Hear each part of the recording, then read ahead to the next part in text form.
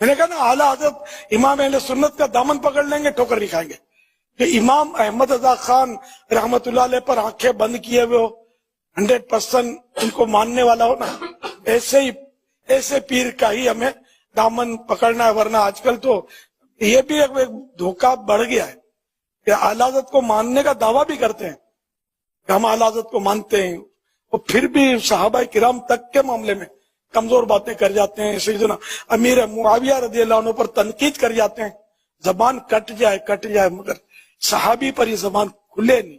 خدا کی قسم زبان کٹنا یہ اس کے حق میں بہتر ہے, بولنا بہتر نہیں ہے کہ صحابی پر اس کی زبان تنقید کر جائے, اور ایسے دماغ کو گٹر میں پھینک دیا جائے جو کسی صحابی کے بارے میں غلط سوچے.